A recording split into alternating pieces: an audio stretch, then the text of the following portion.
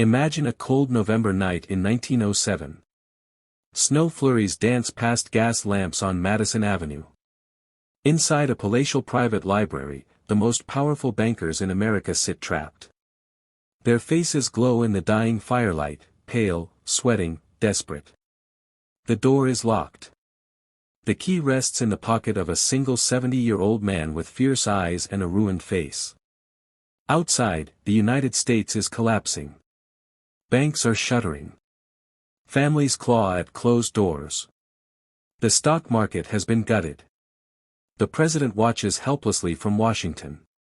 But here, in this room filled with Renaissance masterpieces and ancient books, one private citizen holds the fate of the nation in his hands.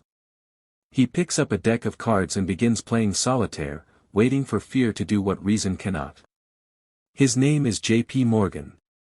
And on this night, he will do what no government could. America in the late 19th century roared like an untamed beast. Railroads sliced across endless prairies.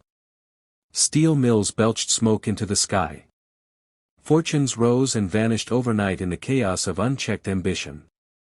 Into this world stepped John Pierpont Morgan, born in 1837 in Hartford, Connecticut. His father, Junius, moved money across oceans for Europe's elite. Young Pierpont grew up surrounded by privilege, yet his body betrayed him, recurring illnesses, fevers that left him weak for weeks. While his frame was fragile, his mind was steel.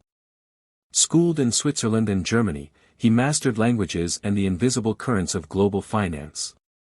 He returned to New York ready to shape the disorder he saw all around him. But before he could build empires, life would break him in the cruelest way. In the spring of 1861, Morgan fell deeply in love.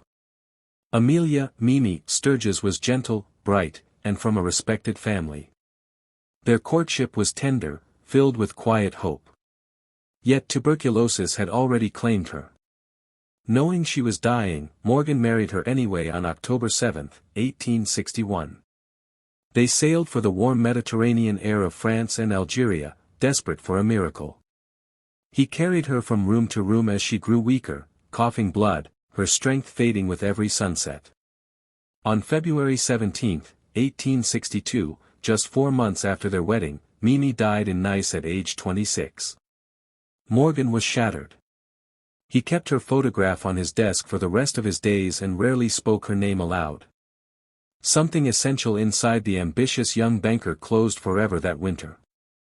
From the ashes of that grief, he hurled himself into work with a singular, almost ferocious intensity. The post-Civil War decades were a frenzy of creation and collapse. Railroad lines overlapped in wasteful rivalry. Companies rose, failed, and dragged banks down with them. Morgan saw the madness and decided to impose order.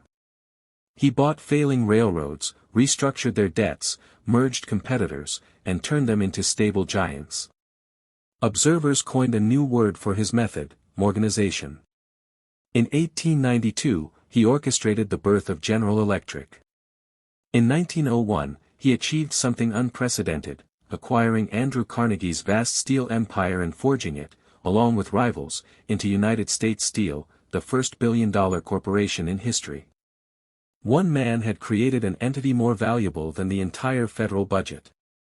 Presidents sought his counsel. Markets moved at his word. Yet beneath the power, a personal torment remained. Rhinophyma had disfigured his nose into a swollen, reddened mass. The man who commanded empires hated cameras and avoided his own reflection. By 1893, the nation's treasury was hemorrhaging gold. Bankruptcy loomed. President Grover Cleveland turned to the one man who could act when government could not. Morgan assembled a syndicate of bankers and personally arranged a massive gold infusion to stabilize the currency. A private citizen had rescued the United States government. Praise and outrage erupted in equal measure. Some hailed him as a patriot. Others warned that too much power now rested in one pair of hands. Morgan had glimpsed his own reach, and the country had glimpsed it too. The stage was set for an even greater crisis. By 1907, Morgan was 70, his health declining, yet his influence remained unmatched. In October, a failed attempt to corner the copper market triggered panic. Trust companies, shadow banks outside stricter regulations, began to fail. Fear spread like wildfire. Depositors formed endless lines in the freezing streets, clutching passbooks, praying their life savings would still be there when they reached the teller. Clerks turned away weeping mothers. Doors slammed shut on ruined families. Without a central bank, the system had no defense. President Theodore Roosevelt could only watch. Only one man possessed the capital, the nerve, and the authority to intervene, J.P. Morgan. Morgan moved with urgency. He studied balance sheets deep into the night, deciding which institutions could be saved. On November 2, he summoned the presidents of New York's most powerful trust companies to his magnificent library on Madison Avenue. Renaissance paintings watched from the walls. Rare volumes stood silent in their cases. The fire crackled low. As the bankers arrived, Morgan locked the heavy door and slipped the key into his pocket. "No one leaves," he declared, "until we save this country." The room filled with tension. Arguments erupted. Men pleaded, bargained, and tried to protect their own empires. Morgan sat quietly by the fireplace, playing solitaire, his disfigured face half lit by flames. He waited, knowing terror would eventually bend them. Hours dragged on, midnight, 2 o'clock, 3. The fire burned to embers. Voices grew hoarse. Morgan barely spoke, yet his presence dominated the room. He demanded $25 million in pledges to back the failing trusts. The bankers resisted, exhausted and afraid. But as dawn approached, the weight of total collapse pressed down. One by one, they signed. At 4:45 a.m., the final name was added. Morgan rose, unlocked the door, and the men stepped into the pale November morning. The immediate crisis was over. One locked room, one unbreakable will, and the United States had been pulled back from the brink by a single private citizen. The nation breathed again, but gratitude was short-lived. In 1912, Congress launched the Pujo Committee to investigate whether one man had amassed dangerous control over the economy. Ailing and 75, Morgan testified. When asked if credit rested on money or property, he replied firmly, "No, sir.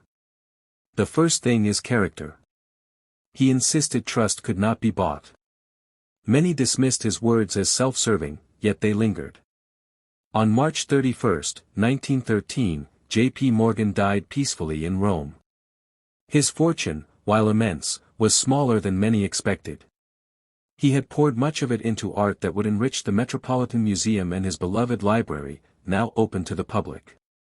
9 months after his death, Congress created the Federal Reserve System, a central bank designed so no single individual could ever again hold the power Morgan had wielded. The very system he stabilized by force of will inspired the institution meant to prevent another like him. J.P. Morgan was neither pure hero nor villain. He saved the nation twice, yet his dominance terrified it. He conquered finance but could not conquer disease or bring back the wife he carried through her final days. He valued character above all, even as his own life raised profound questions about concentrated power. Today, visitors can stand in that same library where frightened bankers once sat and signed away their resistance.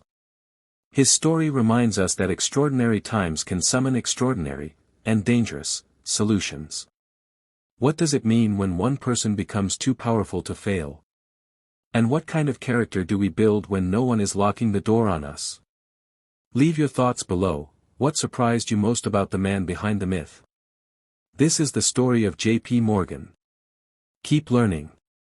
Keep questioning. The past still has much to teach.